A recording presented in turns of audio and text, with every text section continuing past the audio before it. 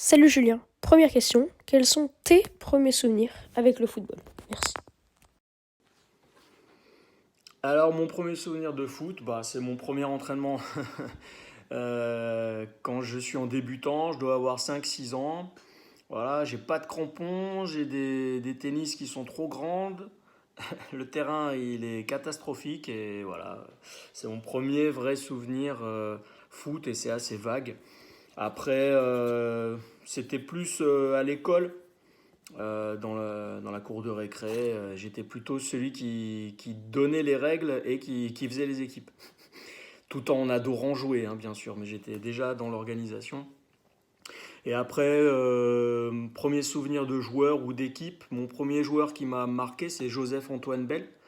Et le premier match qui m'a marqué, c'est AS Roma à Bordeaux. Alors, je crois que c'est en 90.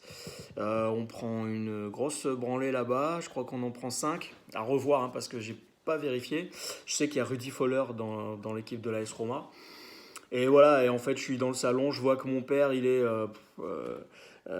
anéanti. J'ai un parrain aussi qui est là, qui est anéanti. Et c'est là où je me rends compte que tiens, le foot, ça peut procurer des émotions horribles, même sur les grands. Allez, on passe avec la troisième question. Comment es-tu devenu entraîneur, parcours, équipe coachée et tes contacts? Merci. Du coup, comment je suis devenu entraîneur? Il y a une corrélation avec la question d'avant, c'est-à-dire que grande passion pour le foot, mais grande frustration dans la pratique et aussi dans ce que on m'a appris du foot, parce que comme je le disais, mes éducateurs, mes entraîneurs m'ont pas du tout appris de choses passionnantes. Et j'étais en quête de quelque chose, donc n'ayant pas reçu, j'ai choisi vite de transmettre. Donc je deviens éducateur, on va dire par hasard, même si je crois pas vraiment au hasard. J'étais en fac de sociologie, donc pas du tout en fac de STAPS par exemple. Je cherchais pas à devenir prof de sport ou prof tout court, mais il y avait chez moi une envie de transmettre, une forme de pédagogie, que ce soit dans la vie personnelle en étant un grand frère ou un grand cousin, ou j'ai été aussi président d'une association loi 1901 qui était dans le domaine culturel. Et donc, le fait de devenir éducateur, ça m'a permis de combler un peu cette envie de transmettre, tout en étant dans ma passion pour le football, quoi. Donc, en fait, je suis devenu éducateur à 20 ans, avec, à l'époque, on appelait ça les Benjamins, donc maintenant, c'est les U13, dans le club où je pratiquais, hein, le club de ma ville au nord de Bordeaux, Saint-André-de-Cubzac, pour les locaux, les régionaux. Voilà, et donc j'ai commencé avec l'équipe B des U13, puis après l'équipe A, l'école de foot, puis ensuite je suis parti à Liban de Saint-Seurin qui était en Ligue 2 à l'époque. Et là-bas j'ai fait 4 ans avec les U15. C'était des U14 qui étaient surclassés en U15, c'est-à-dire qu'ils avaient un an de moins que leurs adversaires. Ça se fait, c'est une pratique courante dans la formation, dans les gros clubs. Là-bas, j'ai aussi géré la section sportive premier cycle, donc section sportive du collège. Je mets une quarantaine d'élèves.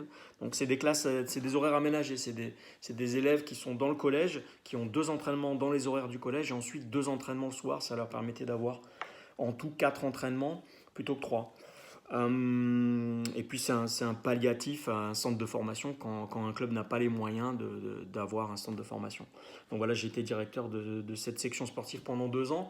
Ensuite, je suis parti une année à Blanquefort avec des U17, puis 4 années à Villeneuve-d'Ornon, banlieue sud de Bordeaux, un club CFA, CFA2, où là j'avais les U18, U19. Donc en fait, j'ai fait 13 ans avec les jeunes, des U13 jusqu'au U19, toujours du niveau DH, avec quelques responsabilités comme école de foot, section sportive, comme je te l'ai dit, et aussi membre de la commission technique du district Gironde Est. Ça n'existe plus maintenant, mais avant, la Gironde était séparée en 4 districts. Voilà, donc j'ai fait 13 ans entre 2002 et 2015 avec les jeunes en France.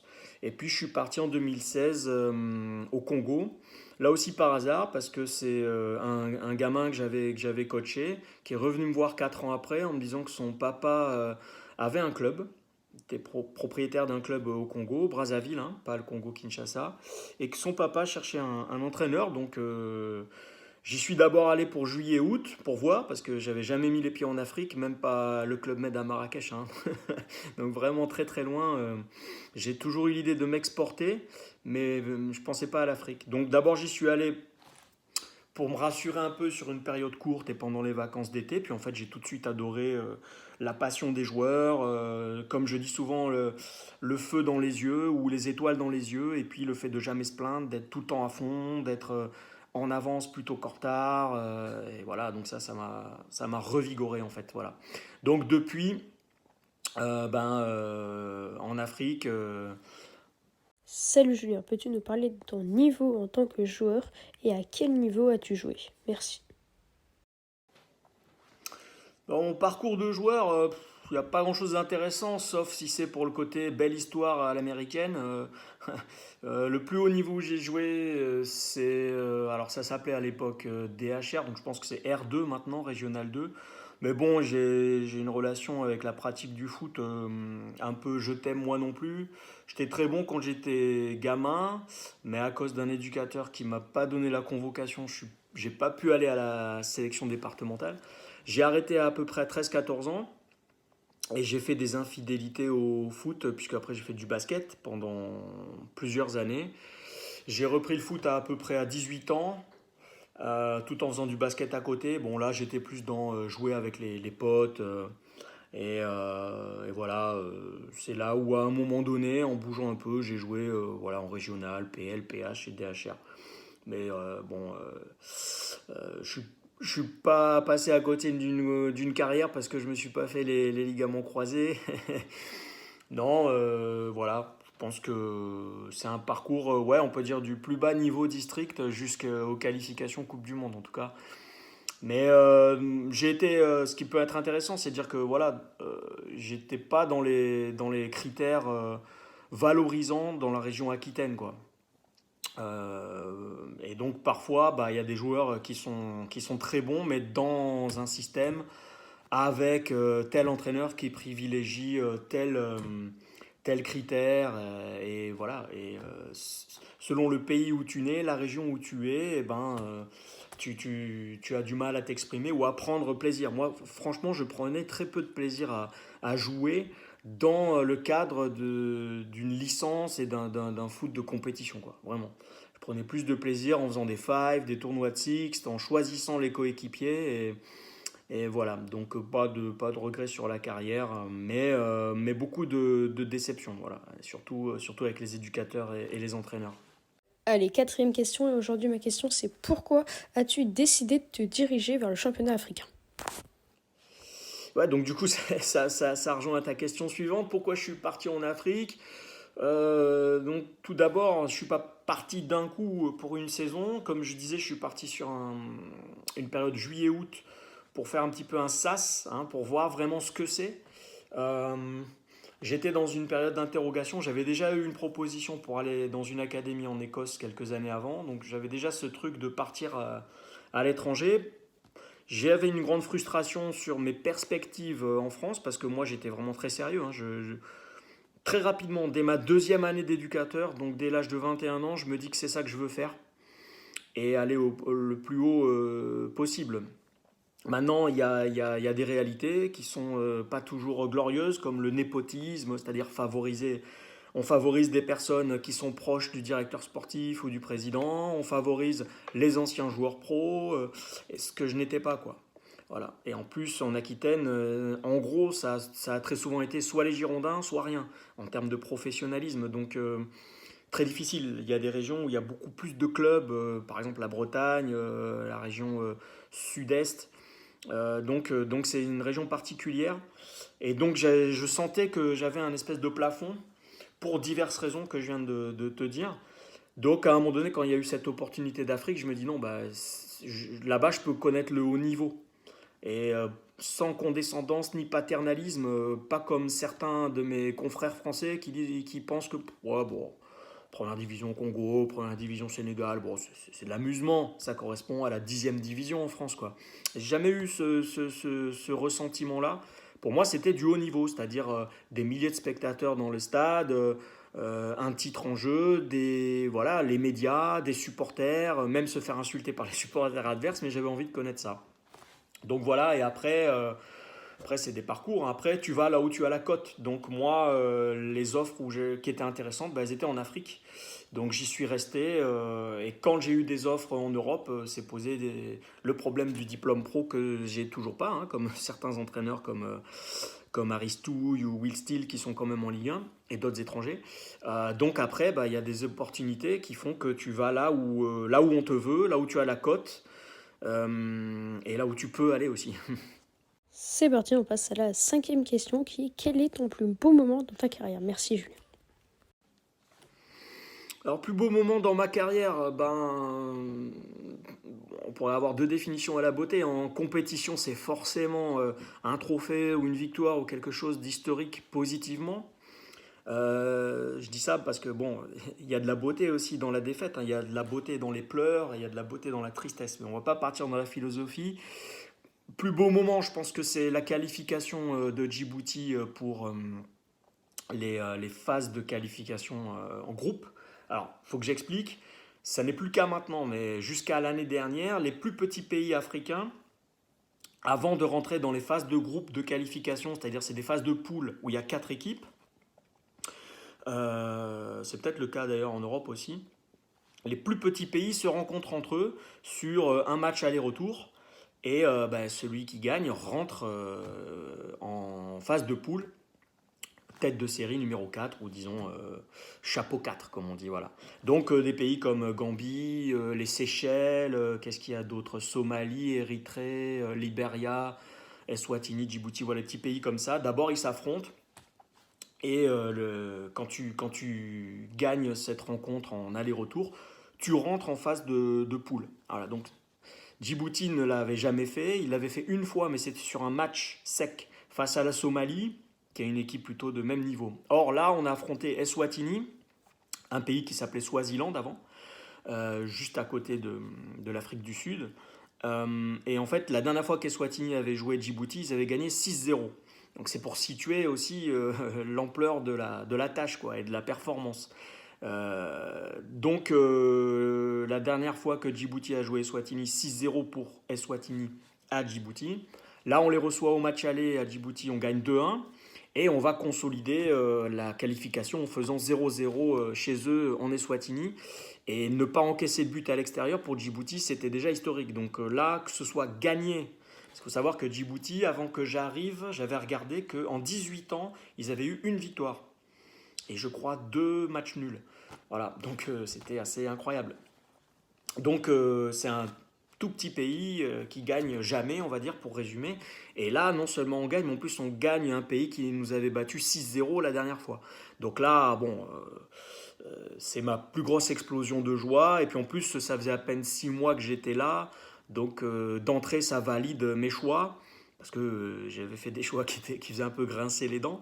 Mais voilà, ça validait aussi le choix de mon président de m'avoir pris, de m'avoir soutenu, et des joueurs qui avaient suivi le projet, quoi, voilà. Donc ça, c'est un très très beau moment. Et puis là, dernièrement, le titre de champion du Congo, c'est mon premier titre en fait. Bon, j'ai gagné la Coupe de Gironde en U17. Mais bon, là, c'est pas pareil quand même, tu es champion national. Et puis Otto, qui gagne son 6e titre, on peut penser que c'est gagné d'avance. Mais quand je suis arrivé cette année, donc mois d'août 2022, Otto a renouvelé son effectif à 70%. J'arrive très tardivement, donc j'ai pas de regard sur le recrutement. Donc c'est pas gagné d'avance quoi. L'équipe s'est beaucoup rajeunie, on a fait des paris sur un ou deux joueurs qui jouaient plus depuis quelques mois. Donc voilà, c'était pas c'est le même club, mais l'effectif avait changé, donc plus inexpérimenté, plus jeune. Et je crois que j'avais 15 joueurs cette année qui ont remporté leur premier titre de champion. Donc ça situe un peu. Bon là c'est pas un exploit, mais c'est une belle performance, surtout qu'on finit meilleure défense, équipe la plus fair play, ce que je trouve très beau aussi. Et 9 points d'avance sur le deuxième, donc bon, solide quoi, voilà. Et c'est différent, une qualif sur un match, ou une coupe, ou voilà, un match quoi. C'est des émotions qui sont intenses d'un coup. Ça dure quelques heures, quelques jours. Mais sur un championnat, il n'y a pas vraiment un match, sauf quand c'est très rare et que tu gagnes ton championnat à la dernière minute, comme les Girondins en 99. Mais c'est le travail de toute une saison. Donc il n'y a pas d'éruption ou d'explosion de joie avec le staff ou les joueurs. On est soulagé, on est content, mais ça monte pas aussi haut que le match, par exemple, Eswatini-Djibouti, où là, on explose tous et on pleure. Enfin, pas moi, mais il y en a qui pleurent de joie. Y a la satisfaction, elle est peut-être plus grande, parce que c'est un travail d'endurance sur 10 mois, avec des hauts, des bas, des tensions dans le staff, entre joueurs et staff, entre joueurs, parfois avec des dirigeants. Et puis finalement, tous ensemble, on se relève de tout ça. Et l'entraîneur, puisque c'est à moi que tu poses la question, l'entraîneur, il est au milieu de tout ça. Et avant de parler de tactique, avant de parler jeu de position ou blablabla, avant tout, faut manager. Manager les joueurs, bien sûr, mais manager son staff, calmer aussi les dirigeants, manager l'aspect médiatique.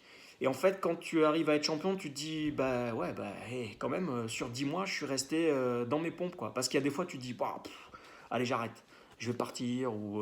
Et au contraire, il y a d'autres fois, tu te dis, ça y est, là, c'est bon, on est champion. Et tu te prends toujours quelques claques quand tu t'y crois trop tôt. Ou, comment dirais-je, au contraire, quand tu es au fond, il y a des choses qui te relèvent. Donc, c'est une aventure humaine, vraiment. C'est pas les mêmes émotions. Voilà. Mais c'est une grande satisfaction et c'est très beau aussi. Allez, c'est parti. Du coup, on enchaîne avec la 6e question qui est: quel est le meilleur joueur que tu aies coaché? Merci. Alors, le meilleur joueur que j'ai coaché, j'ai pas d'hésitation, mais il faut que je contextualise. En fait, c'est Robin Molin qui joue actuellement en Eredivisie, donc première division des Pays-Bas. Moi, je l'ai eu donc à Libourne Saint-Seurin, parce que c'est un pur Libournais, on va dire, hein. Pour l'anecdote, c'est le neveu de Régis Castan, pour ceux qui sont très calés en Girondins de Bordeaux. Robin, je l'ai eu donc, donc première année en U14, donc première année sur grand terrain. Et c'était un phénomène national, hein. C'était un phénomène national quand il était benjamin, donc c'est-à-dire sur demi-terrain. Moi, quand j'arrive à Libourne, les U15 s'entraînent juste après les U13. Et après nous, il y a les U18. Et en fait, les U18, il y en a certains qui arrivent 2 heures en avance sur leur entraînement pour voir Robin. Tellement c'était une attraction. Parce que l'entraînement des U13 se finissait toujours par un jeu. Petite opposition, je sais pas moi, quinzaine, vingtaine de minutes. Donc là, les grands, les U18, ils arrivaient, puis ils étaient émerveillés devant ce qu'ils faisaient. Et donc moi je le récupère, je crois, ma 2e ou 3e année à Libourne, je sais plus, je crois la 2e. Et bon, extraordinaire quoi, extraordinaire. Un petit gamin avec sa coupe de cheveux là, de moine et vélocité incroyable. Et puis bon, pour situer un peu, c'était un gamin quand je dis attraction, c'est quelqu'un qui faisait 40 jongles avec le tibia.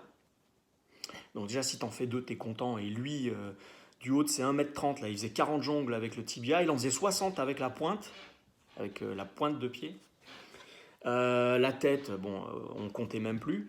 Donc voilà, et moi j'ai une anecdote très claire, parce qu'il savait quasiment tout faire, hein.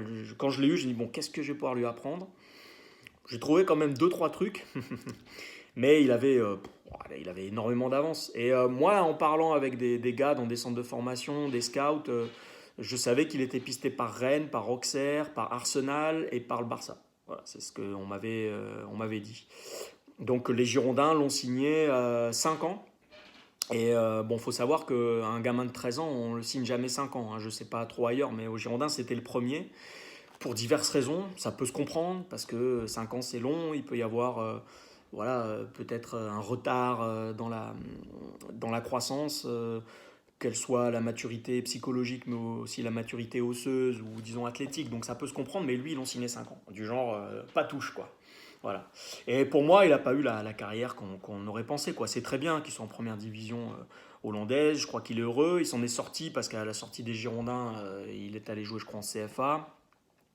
Mais bon, c'est quelqu'un qui devrait être en Ligue 1 sans problème, quoi. Voilà. Et moi, ce qui m'avait marqué le plus, c'était dans un match. Il me fait une transversale, donc un renversement de jeu en coup du foulard. Donc déjà, Un renversement de jeu pour un gamin de 13 ans qui fait sa première année sur grand terrain, c'est quasiment du jamais vu. Enfin, c'est du jamais vu. Non, c'est rare quand même. Mais lui, il me fait ça en coup du foulard. Donc, pour faire le mec pas impressionné, je lui dis, bon Robin, ce que t'as fait là, total hasard. Il me dit, ah ouais.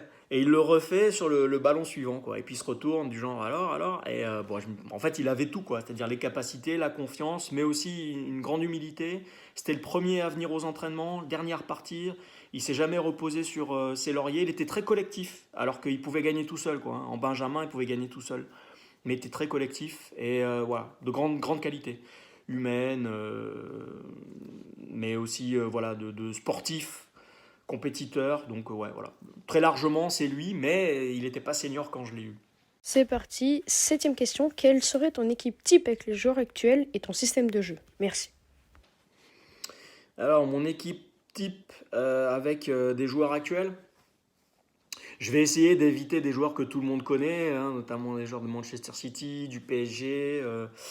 Mais bon, quand même, forcément, les joueurs que j'admire le plus ont des qualités, notamment humaines, sociales, qui font que très souvent ils sont dans les plus grands clubs, quoi. Moi, je pense que les meilleurs joueurs sont dans les plus grands clubs, ou s'ils n'y sont pas, ils vont pas tarder à y être.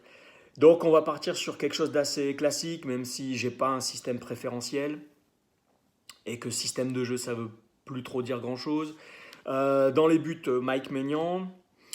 Sur une défense à 4, on va mettre latéral gauche Alphonso Davies, latéral droit Alexander Arnold.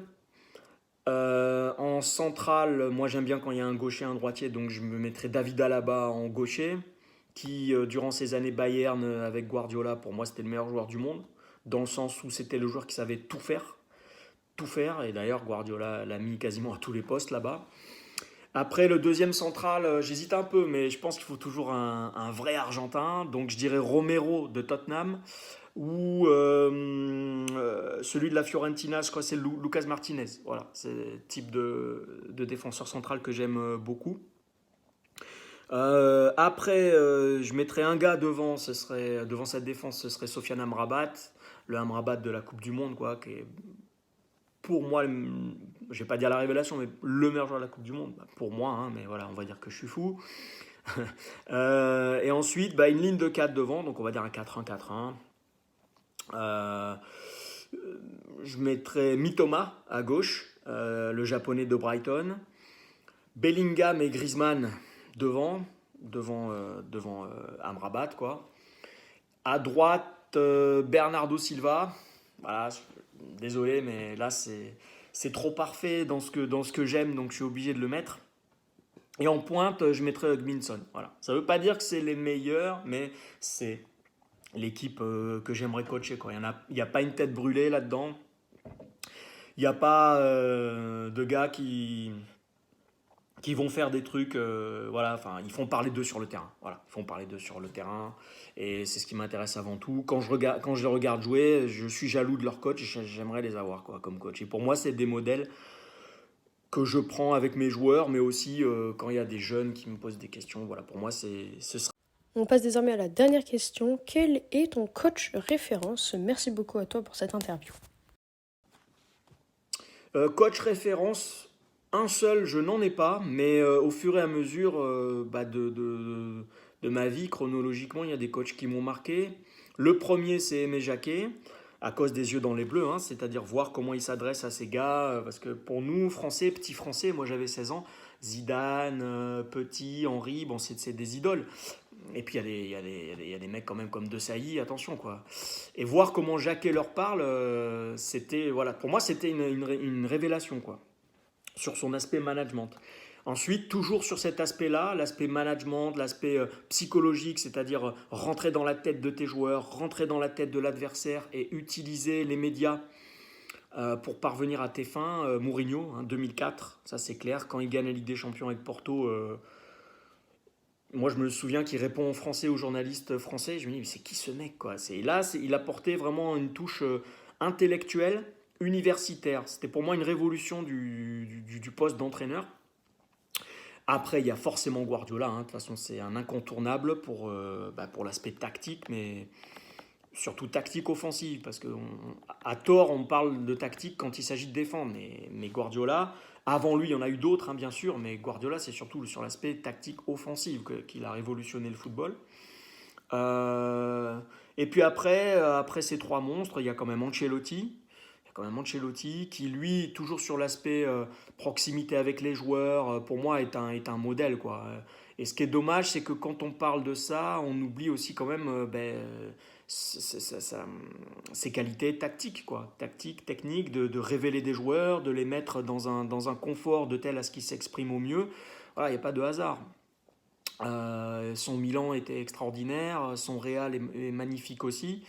Voilà, après, bah, je me tiens au courant, hein, forcément. Il y a des Nagelsmann, des Tedesco, voilà.